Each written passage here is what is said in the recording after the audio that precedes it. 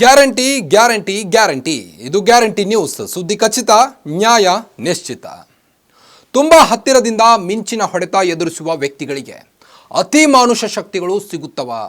ವಿದ್ಯುತ್ಕಾಂತೀಯ ಪ್ರಭಾವಗಳು ಮಾನವನ ಮಿದುಳಿನ ಮೇಲೆ ಪರಿಣಾಮ ಬೀರಬಲ್ಲದೆ.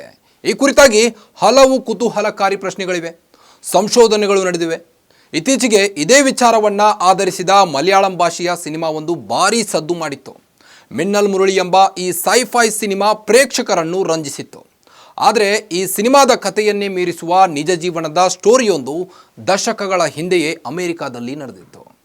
ಆ ನೈಜ ಕಥೆ ನಿಜಕ್ಕೂ ರೋಚಕ, ರೋಮಾಂಚಕ.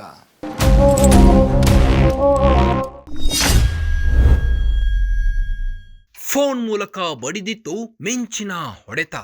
ಸೆಪ್ಟೆಂಬರ್ 17, 1975. ಡ್ಯಾನಿಯನ್ ಬ್ರಿಂಕ್ಲಿ ಎಂಬಾತ ಲ್ಯಾಂಡ್ಲೈನ್ ಫೋನ್ನಲ್ಲಿ ಮಾತನಾಡುತ್ತಿದ್ದ.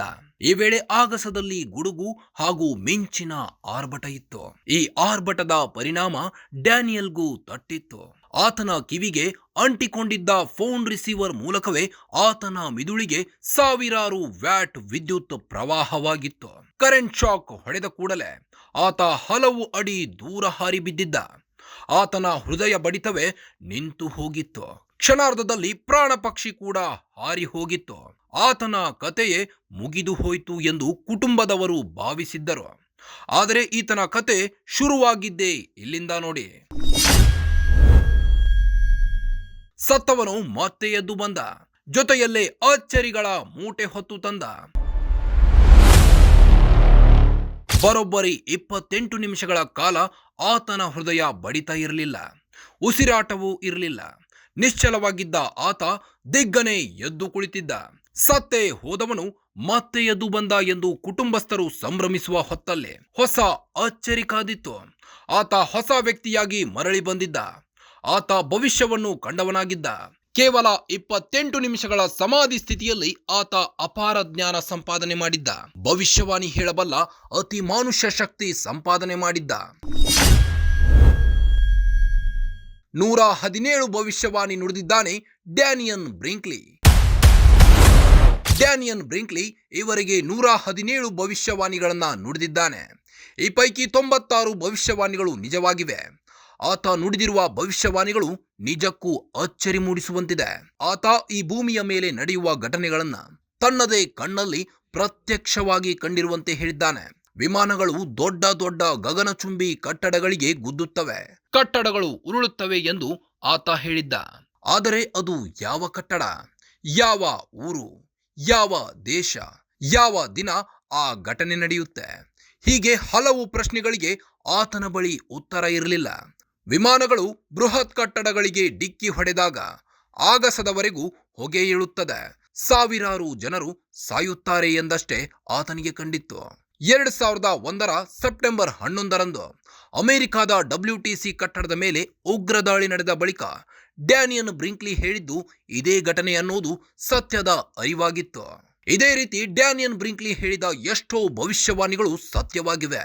1990 ಗಲ್ಫ್ ಯುದ್ಧ, 1990ರಲ್ಲಿ ನಡೆದ ಸೋವಿಯತ್ ಒಕ್ಕೂಟದ ಪತನ, 1981ರಲ್ಲಿ ರೊನಾಲ್ಡ್ ರೇಗನ್ ಅಮೆರಿಕ ಅಧ್ಯಕ್ಷರಾಗಿದ್ದು, ಹೀಗೆ ಡ್ಯಾನಿಯನ್ ಭವಿಷ್ಯವಾಣಿಗಳು ಸತ್ಯವಾಗಿದ್ದನ್ನು ಹಲವರು ದೃಢೀಕರಿಸಿದ್ದಾರೆ. ಸೇವ್ಡ್ ಬೈ ದಿ ಲೈಟ್ ಎಂಬ ಪುಸ್ತಕವು ಪ್ರಕಟವಾಗಿದೆ. ಡ್ಯಾನಿಯನ್ ಬ್ರಿಂಕ್ಲಿ ಹೇಳಿದ ಭವಿಷ್ಯವಾಣಿಗಳನ್ನ ಟೈಮ್ ಮ್ಯಾಗಜಿನ್, NBC, CNN ಹಾಗೂ ಹಲವು ಸ್ವತಂತ್ರ ತನಿಖಾ ಪತ್ರಕರ್ತರು ಪರಿಶೀಲನೆ ನಡೆಸಿ ಖಚಿತಪಡಿಸಿದ್ದಾರೆ. ಡ್ಯಾನಿಯನ್ ಬ್ರಿಂಕ್ಲಿ ಅವರ ಪುಸ್ತಕವು ನ್ಯೂಯಾರ್ಕ್ ಟೈಮ್ಸ್ ಬೆಸ್ಟ್ ಸೆಲ್ಲರ್ ಪುಸ್ತಕವಾಗಿಯೂ ಗಮನ ಸೆಳೆದಿದೆ. ಮುಂದಿನ ದಿನಗಳು ಹೇಗಿರಲಿವೆ? ಡ್ಯಾನಿಯನ್ ಬ್ರಿಂಕ್ಲಿ ಭವಿಷ್ಯವಾಣಿ ಹೇಳೋದೇನು? ಡ್ಯಾನಿಯನ್ ಬ್ರಿಂಕ್ಲಿ ಪ್ರಕಾರ ಮುಂದಿನ ದಿನಗಳು ವಿಭಜನಾತ್ಮಕ ಮನಸ್ಥಿತಿಯನ್ನು ಜನರ ಮನಗಳಲ್ಲಿ ಬಿತ್ತಲಿದೆ. ವಿವಿಧ ಸಮುದಾಯಗಳು, ದೇಶಗಳು ಮಾತ್ರವಲ್ಲ, ಕುಟುಂಬಗಳಲ್ಲಿ ವಿಭಜನೆ ಕಾಣಲು ಸಿಗಲಿದೆ. ಸೈದ್ಧಾಂತಿಕವಾಗಿ ಎದುರಾಗುವ ಭಿನ್ನತೆಗಳು ಒಂಟಿತನ, ಸಿಟ್ಟು, ಅಸಹನೆ ಹಾಗೂ ಭೀತಿಯ ವಾತಾವರಣ ಮೂಡಿಸಲಿವೆ. ಪ್ರವಾಹ, ಬಿರುಗಾಳಿ, ಕಾಡ್ಗಿಚ್ಚು, ಬರದ ಜೊತೆಯಲ್ಲೇ ತಂತ್ರಜ್ಞಾನ ಕೂಡ ಶಾಪವಾಗಿ ಕಾಡಲಿದೆ. ಕೃತಕ ಬುದ್ಧಿಮತ್ತೆಯಂತ ತಂತ್ರಜ್ಞಾನಗಳು ಮಾನವರ ಜೀವನದಲ್ಲಿ ಧನಾತ್ಮಕ ಬದಲಾವಣೆಗಳನ್ನ ತರುವ ಜೊತೆಯಲ್ಲಿ ಋಣಾತ್ಮಕವಾಗಿಯೂ ಕಾಡಲಿವೆ. ಯುದ್ಧ ಭೂಮಿಯಲ್ಲಿ ಯುದ್ಧ ನಡೆಯಲ್ಲ, ಮನಸ್ಸಲ್ಲೇ ನಡೆದು ಹೋಗುತ್ತೆ. ಸಾಂಪ್ರದಾಯಿಕ ಯುದ್ಧಗಳು ಯುದ್ಧ ಭೂಮಿಯಲ್ಲಿ ನಡೆಯುತ್ತವೆ, ಆದರೆ ಆಧುನಿಕ ಕಾಲದ ತಂತ್ರಜ್ಞಾನ ಆಧಾರಿತ ಸಮರಗಳು ಮಾನಸಿಕ ಯುದ್ಧವಾಗಿ ಬದಲಾಗಲಿವೆ. ಸಮುದಾಯಗಳ ನಡುವೆ ಘರ್ಷಣೆ, ಅಪನಂಬಿಕೆಗಳು ಹೆಚ್ಚಲಿವೆ. ಜನರು ನೈಜತೆಯಿಂದ ದೂರವಾಗುತ್ತಾರೆ.